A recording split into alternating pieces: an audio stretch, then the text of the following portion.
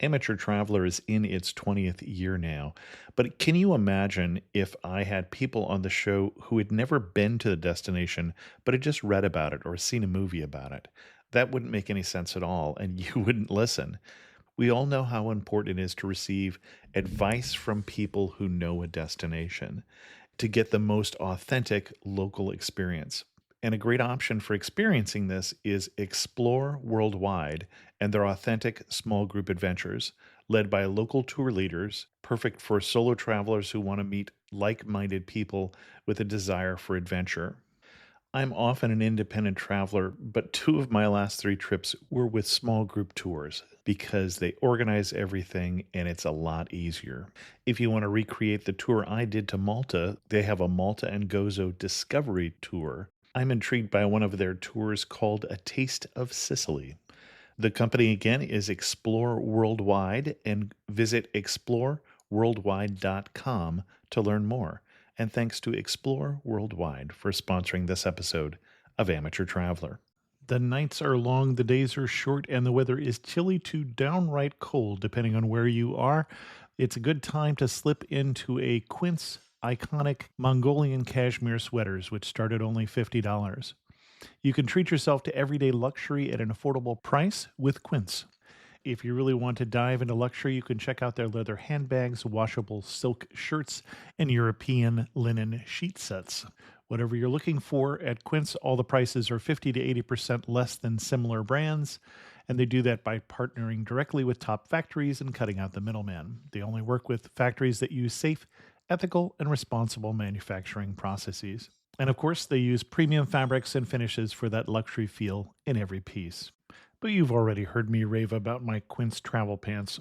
Treat yourself this winter without the luxury price tag. Go to quince.com/traveler for 365-day returns plus free shipping on your order. That's QUINCE.com/traveler to get free shipping and 365-day returns.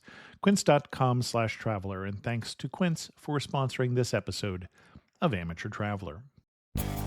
Got my bags packed, I'm on a roll. I'm heading out there and I'm ready to go. I'm looking real good in my passport photo. Oh, no.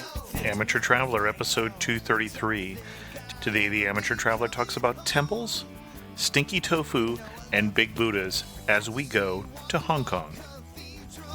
Got to sit in one more cafe. I know that I should be heading home, but maybe not today.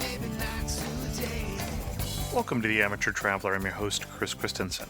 Before we get into this week's interview, I do have three news stories for you. In the first one, in the mess that was caused by the Icelandic volcano that was grounding all the flights in Europe, you may have heard that Ryanair basically decided that they were not going to follow the rules and put people up in hotels and all of those things that they were required to do by European law. They've just been fined 3 million euros, or about $3.17 million. Notice those numbers are getting closer than they used to be. An Italian agency found that in 178 cases, they did not receive the mandatory assistance such as food, drink, and lodging during the flight shutdown. I can't say that I found it surprising either that Ryanair wouldn't do that or that they would be fined.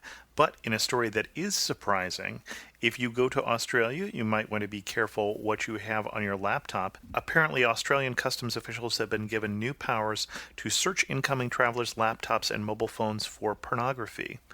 According to a spokesperson from the Australian sex industry known as the Australian Sex Party, not going there. So, if that happens to be something that you have on your laptop, you might want to think about someplace else other than Australia. And the third news story comes out of England. Paul Chambers, 26, tapped out a comment on his iPhone to amuse his friends after his planned trip to Northern Ireland was put in jeopardy by heavy snow at Robin Hood Airport in Doncaster.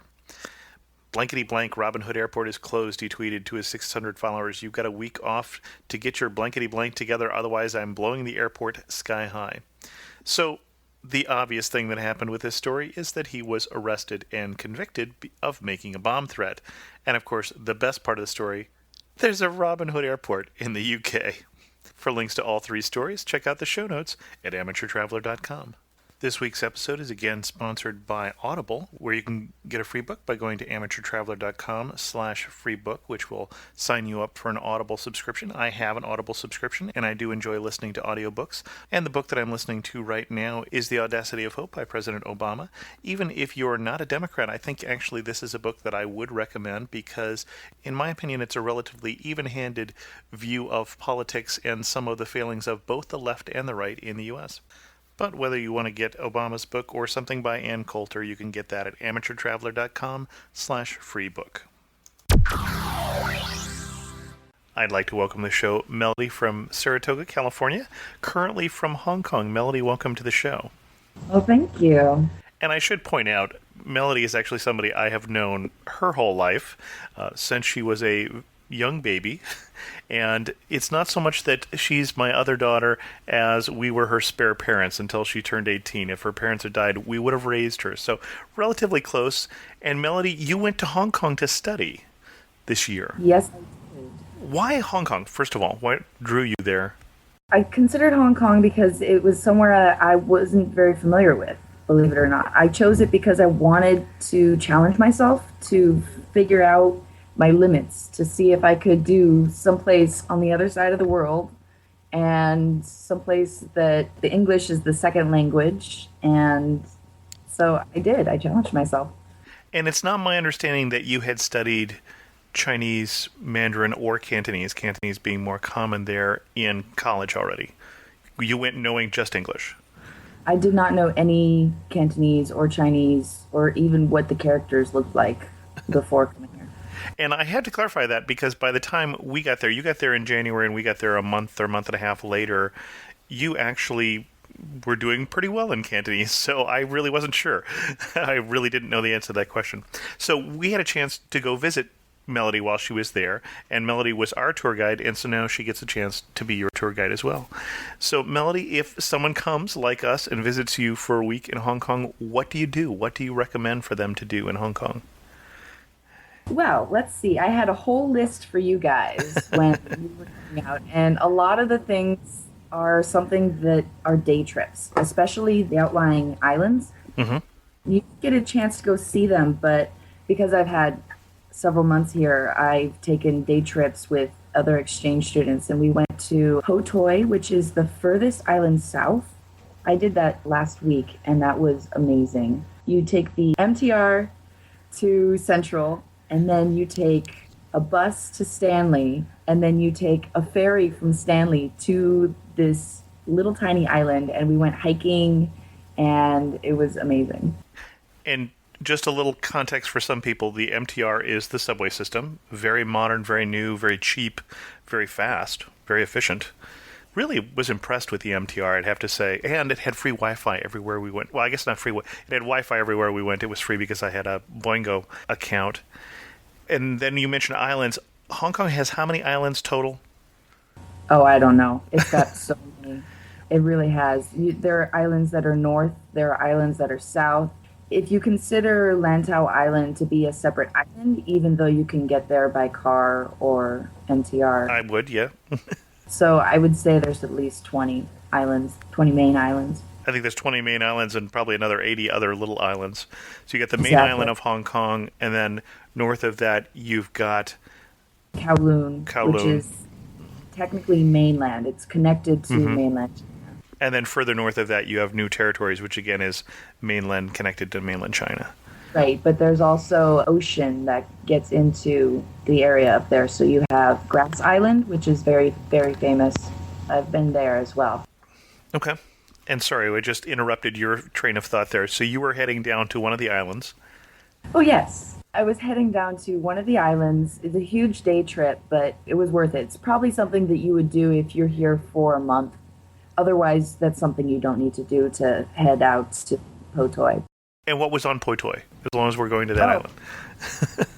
Literally, there was like 5 houses and a trail on Po Toi. Okay. Definitely somewhere out in the middle of nowhere. It's just a place that we went to go hiking. The real islands that are good tourist attractions are Llama Island, which has Hong Kong's one and only wind turbine.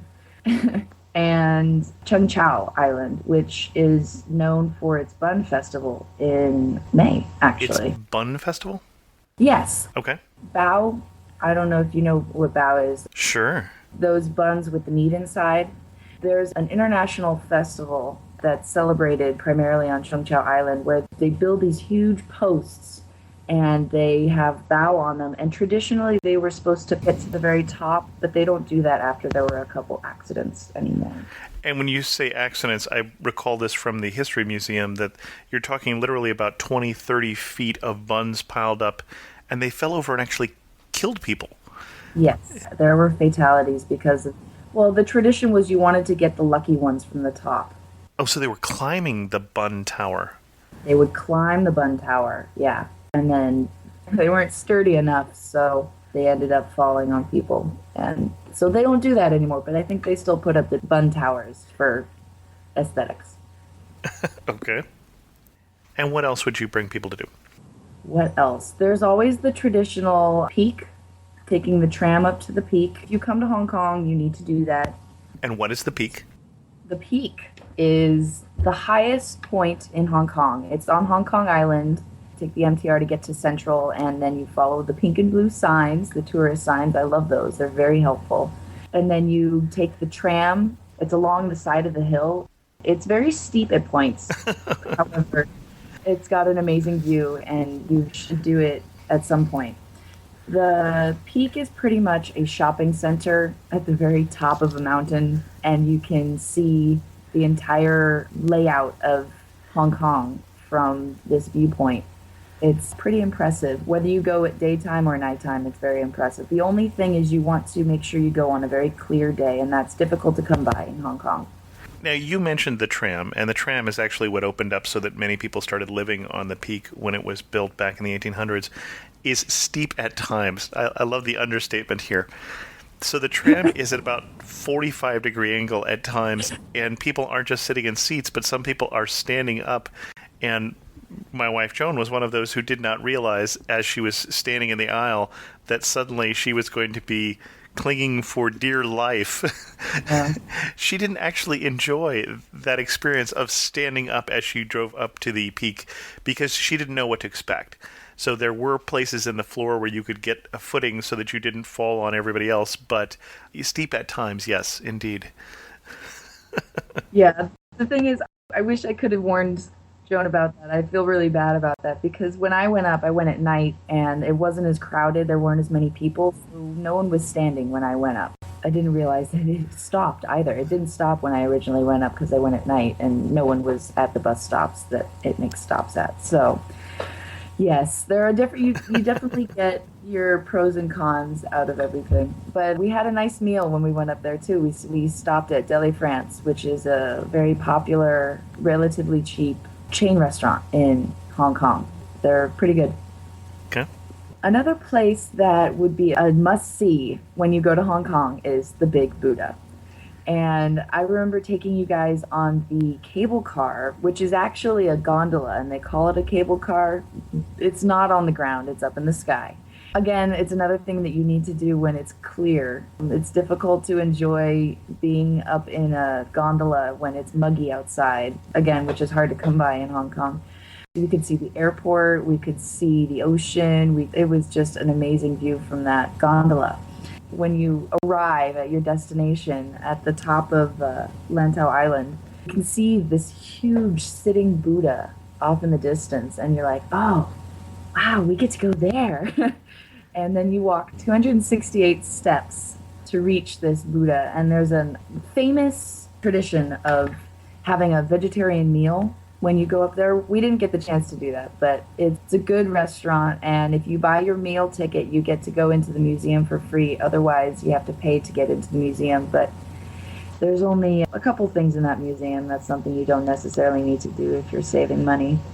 And we should say, when you get off of the gondola, and the gondola for me was the highlight. I just gorgeous, gorgeous views, and some people actually walked that route, which would be quite a hike. It seems like an all-day hike sort of thing. Yeah, I remember we were waiting while we were in the gondola as they were hiking up there. But when Melody says that there's a place that you can get a vegetarian meal, when you first get off the gondola, you're more in almost, and I want to say it's almost like a Buddhist Disneyland sort of thing. It's a very touristy sort of area, and then through that area is the actual monastery at the base of the Buddha, and that's where you're talking about the vegetarian meal. Is the Po Lin Monastery? Yes, Po Lin Monastery. Okay. And also, I completely forgot when we went there that there's another little wisdom trail, is what it's called. It's off the beaten path. There's signs for it when you're at Po Lin Monastery to go to the wisdom trail. And it's pretty much huge tree trunks that have been carved with Chinese sayings, wisdom sayings. It's in the shape of a figure 8, which is the lucky number for the Chinese culture. When I went there in February, it was under construction. But then I saw pictures of my other exchange student friends who've been there recently, and it's no longer under construction. So that's something that people always forget about when they go to the Big Buddha. And there's also a starting point there to hike to the summit of Lantau Island, which is the second tallest peak in Hong Kong. Okay.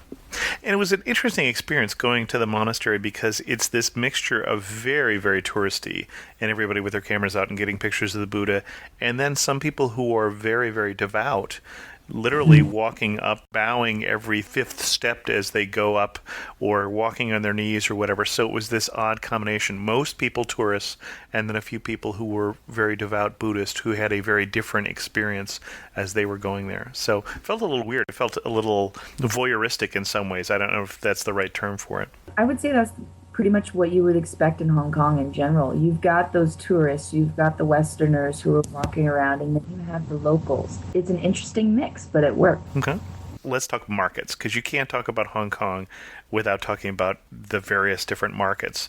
We went to some without you and some with you. We went to the flower market and the goldfish market and the bird market. Those are all in Kowloon. Yes. Which are dedicated to just fish or just birds or just flowers. And then there are all of the real shopping markets. And probably, I'd say my favorite, or the one we kept going back to, was the Temple Street Night Market. I knew you were going to say that. Yeah. That is my favorite too. Temple Street Night Market is definitely one of the must-sees of Hong Kong. It opens at night, hence the Temple Street Night Market. So don't go there around noon expecting many things to be open. You can find anything and everything at the Temple Street Night Market. For a good price.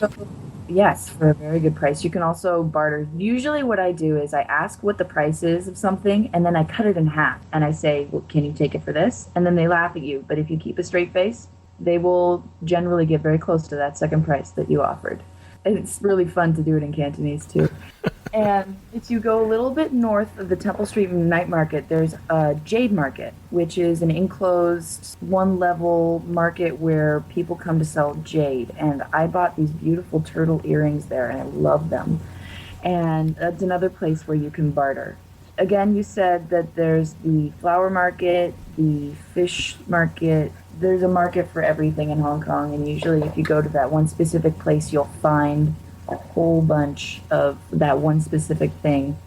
You stayed in Sham Shui Po, where there are a lot of other general markets. There's fruit markets, there's fish markets, there's clothing markets, there's everything and anything in Sham Shui Po. That would probably be the cheapest place in Hong Kong, Sham Shui Po.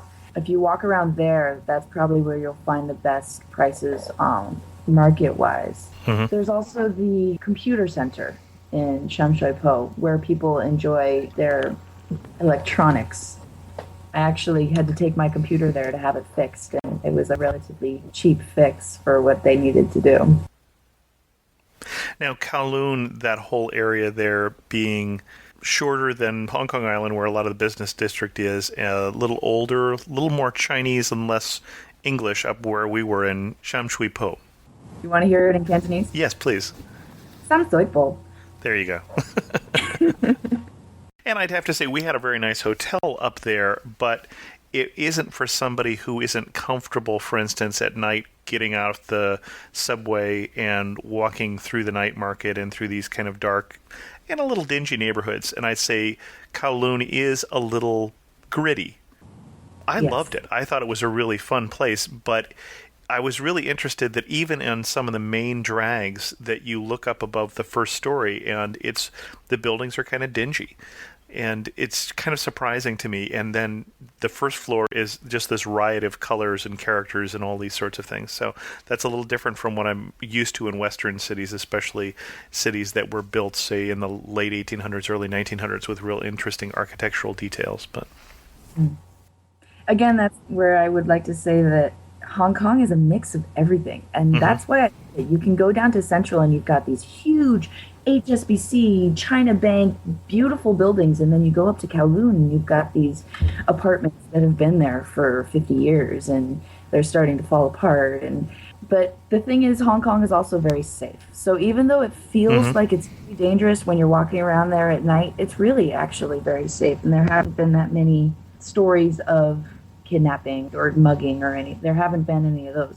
The only thing that's really a big problem in Hong Kong is car accidents. That is the thing that I've been reading about the most, actually. And it's usually pedestrians that are getting hit, actually. It's really sad. I kind of got into reading the newspaper a lot here lately. I don't know what happened. I just decided to start reading the newspaper every day. And there have been a lot of sad stories. That's probably because pedestrians do not have the right of way in Hong Kong. That is something definitely to be careful about. Cars do not stop for pedestrians. Although we say don't stop, we just did a show on Taiwan, and Taiwan, I think very similar to mainland China, is more chaotic traffic. The interesting thing about Hong Kong to me, now that having been there, feels like Asia Light or Asia with English subtitles because it's very approachable. The traffic, I don't think, is nearly as bad as what I saw in Shanghai or as we talked about in Taiwan because people do stop at red lights. And it wasn't that risky. It didn't feel that risky to cross the street usually because there was this heavy British influence of here are the rules and we obey them overlaid on top of this chaotic Chinese culture and just a real interesting mix of cultures there. But Asia Light is just the best term I can come up with for it because at times you felt like you were in the middle of China and other times you felt like you were one street away from downtown London. It was very interesting. Yes. And you talked about old cities. The one park that we really enjoyed was the Walled City Park.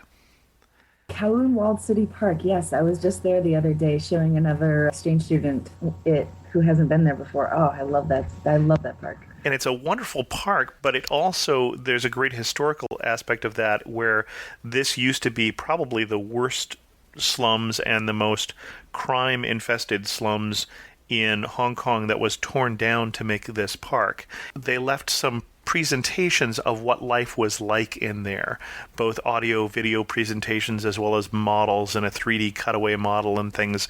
Just very interesting. And to see that kind of contrast of what Hong Kong used to be like, where the Tongs were sort of ruling things in that particular area, the Chinese gangs, that is. Mm-hmm. And also in that area, there's a road. It's famous for its Thai cuisine. I went there the other day and I had some pad Thai with some other exchange students, and it was amazing. We did a Thai restaurant I really like there, and I don't remember the name of it off the top of my head, but I'll put it in the show notes. Did we talk about the Star Ferry? We did not talk about the Star Not yet, Ferry. no.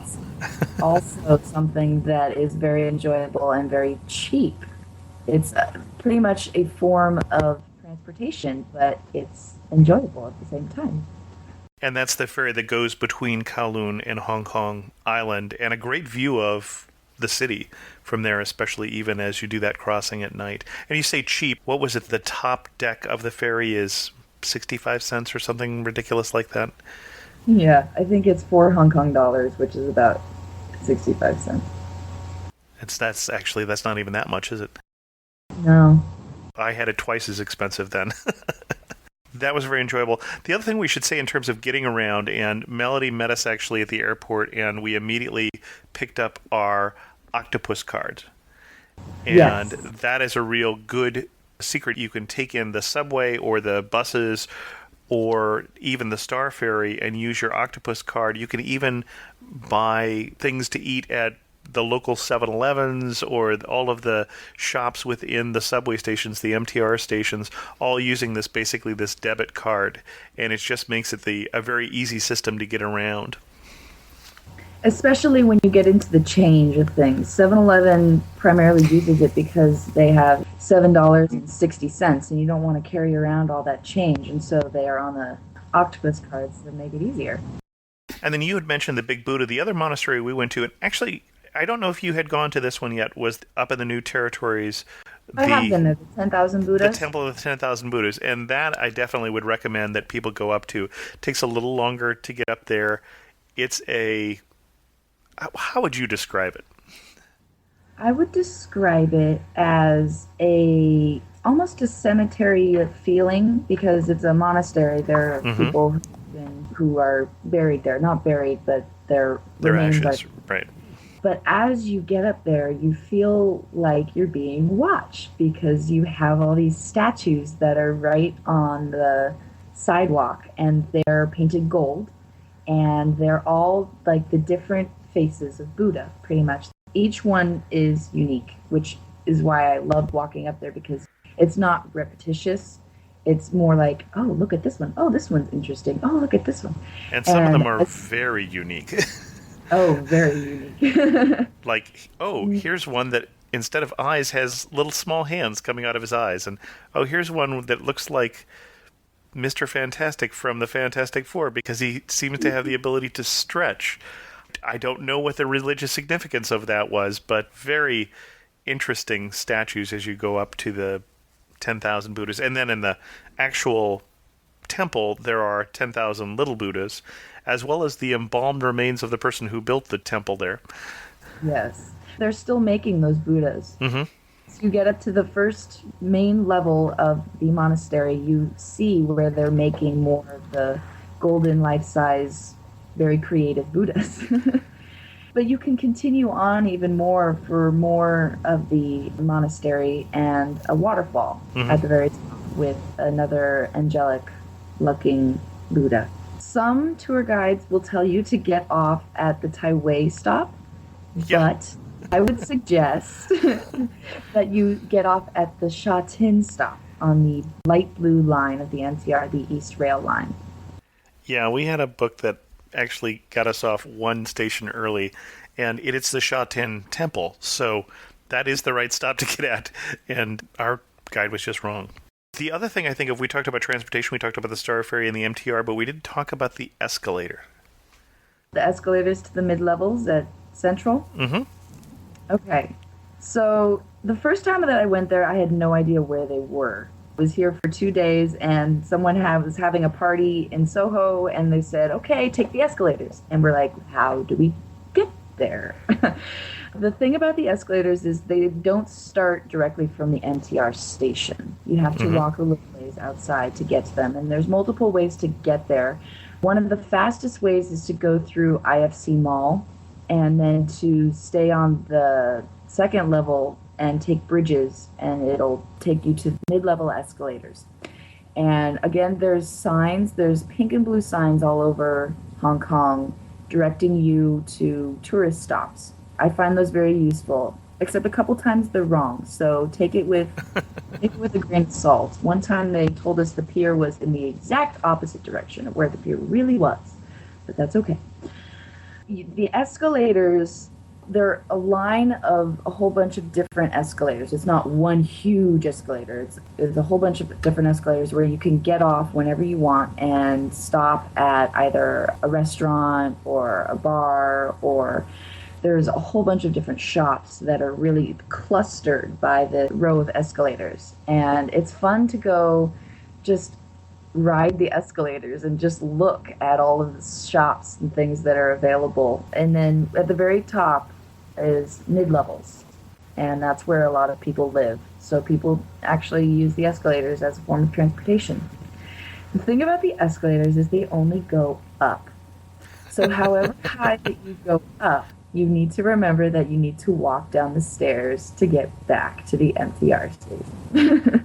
And my understanding from those people who've been to Hong Kong a while ago, before the SARS outbreak, it used to be at the top of the escalators there were also a lot of I want to say, food booths and those sort of things. Those aren't there anymore. Those got shut down apparently with the outbreak of SARS, but there still are a number of restaurants, as Melody was saying, all the way along the route there.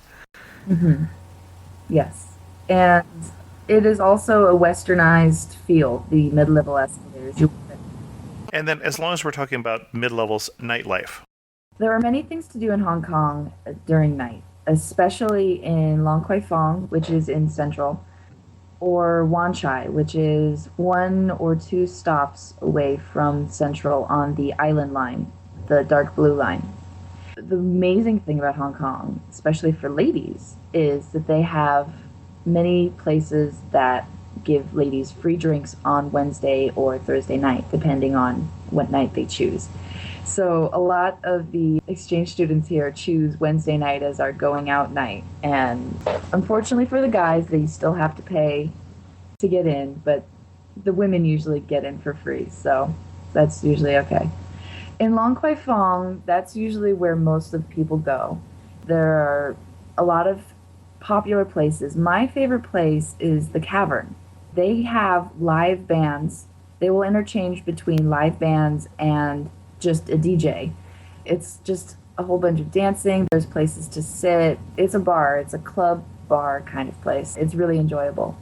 One of the famous places in Long Kwai Fong is called the Fringe, and it's a combination of a theater and outdoor patio bar. I was only there once, and they were having a jazz band play that night, so I sat down and listened to the jazz band play and had a glass of wine, and it was so much fun. But the Fringe Club is one of the most famous places. It used to be a dairy factory. They changed it, and it's on the pink and blue signs. It's so famous that it made it to the pink and blue signs. Okay. As we start towards winding this down, I mean, there's many other markets we could talk about, like the ladies' market. There's other side trips, like going out to the fishing village by Big Buddha. But a couple meta questions for you. What surprised you about Hong Kong? The language. That definitely surprised me. That was the main thing that surprised me. I expected there to be more English. I was thinking it would be a lot like Central, all over Hong Kong. But where I'm living in Kowloon, it's more like Chinatown in New York City. And that's what surprised me at first. And then as soon as I got to get used to that, what surprised me was how nice everyone is here. Even if they're local and you smile at them, it opens up so many doors. I love just chatting with locals. That's what surprised me, how nice everyone is here. It's not like New York City where everyone ignores you on the street. And when you go to Hong Kong, what should you eat? Food. Oh, love food. Okay. I really enjoy just going down to either Temple Street Night Market or Sham Shui Po or just kind of off the beaten path kind of places and just sitting down and ordering beef and noodles or beef and rice or wonton soup or just traditional Chinese food and just, oh, it's so good. And it's usually very cheap if you go to an off the beaten path place. And when she says off the beaten path, we're talking about we ate at a restaurant, excellent restaurant, right in the middle of the Temple Street Night Market. I mean, literally in the middle of it, just sitting out on the street on plastic stools. Plastic. Yeah. But the food was wonderful. And the proprietor was funny. Just a very enjoyable experience, but no atmosphere other than the night market itself. Right. And also, if you go to the night market and you sit down at a place like that on a Friday or Saturday night, you will have girls that are dressed up in their specific beer costume come up to you and ask if you want a beer. I love it. They're hired by the restaurants, actually, just to sell the beer. It's very interesting. Another food item in Hong Kong is desserts. Hong Kong is known for its desserts. And if you go into the MTR stations, there are millions of little shops that sell those pastries, and they're just so tempting. I love it. But one of the famous, I guess it's not really a dessert, it's actually more of a breakfast item, is called pineapple bun. And it's not a pineapple flavor, but it looks like a pineapple because it's kind of crusty on top. So that's why they call it a pineapple bun.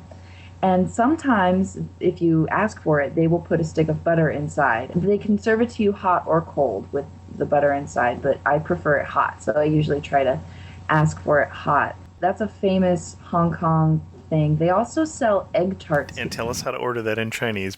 Okay, in Cantonese, the pineapple bun is called bolo bao. And bao again means bun in both Mandarin and Cantonese. But if you want the stick of butter in it, it's bolo yao.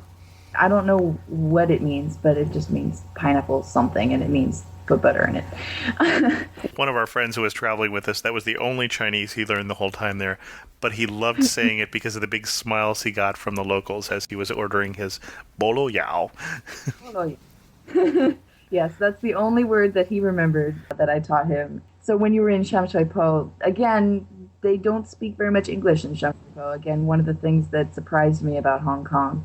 And so he really needed to say bolo yao if he wanted to get his meal. So they really enjoyed that. He had a good story about that too, where he went in there one day and ordered it, and then he came in the next day and he didn't even need to order it. She went bolo yao, and she ran into the back to get it for her.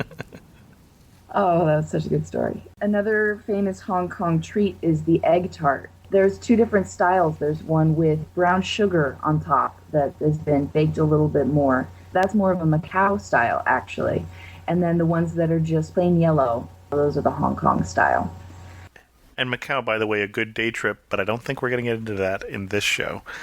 We'll save that for another show. Another thing about food in Hong Kong is the smelly tofu. Yes, smelly tofu. When you're walking down the streets, especially in Mongkok or at places such as that where you've got a whole cluster of people, of items, of everything, you also will run into this interesting smell sometimes, and you go, what is that?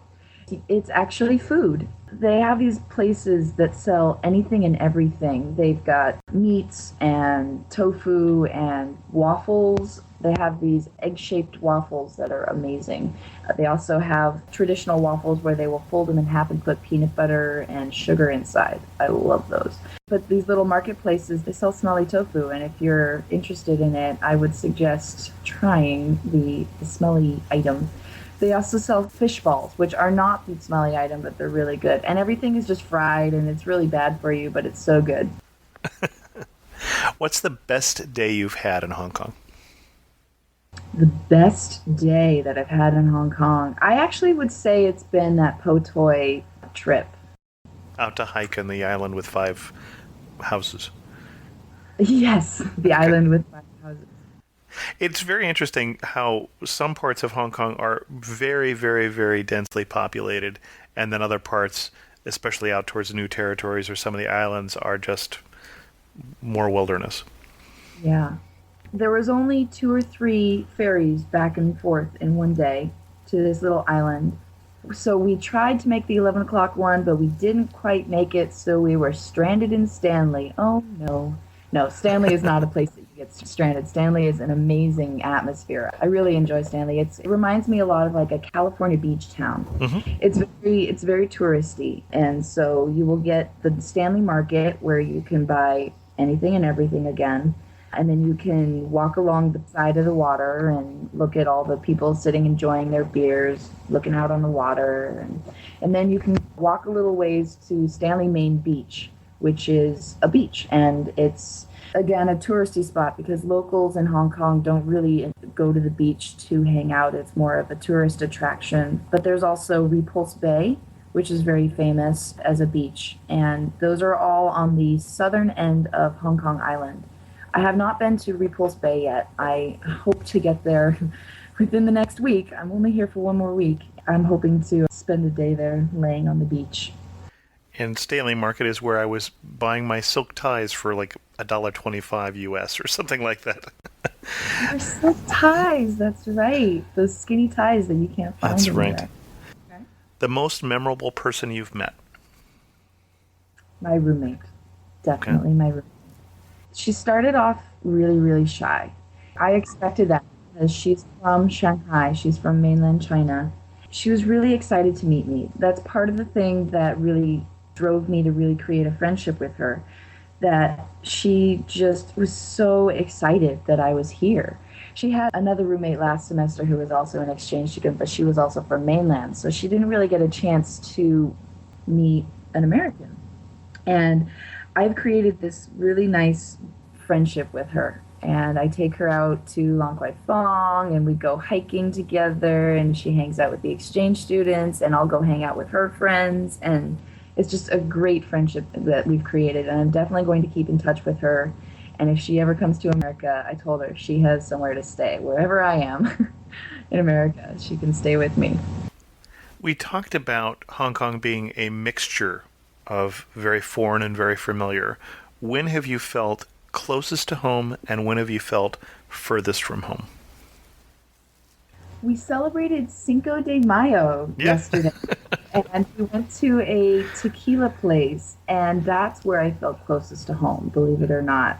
I don't go to McDonald's here, even though there's McDonald's everywhere, because it's not something that I did when I was in America, so why would I do that here? But they have so many chain restaurants here that when you go inside, it's not necessarily like America because you're still surrounded by locals in their respective chain restaurants, and they're slightly different. Like McDonald's is higher class here than it is in America. But when I went to this taco place, they were playing American music. I had a taco. I was so excited to have a taco. It was good. That's when I felt closest to home, when you go to a bar, because that's very Western. When I feel the furthest from home, that would definitely be when I'm walking around in Cheung Chau Island. But it's not a negative thing. It's an adventure. It's like, wow, I'm on the other side of the world, and look what I'm doing right now. I'm walking around, and I'm the only blonde, and they're staring at me, and I love it. Literally, I think 12 time zones away from where you go to school in upstate New York. Exactly. I'm exactly on the other side of the world. Okay. Last two questions. Okay.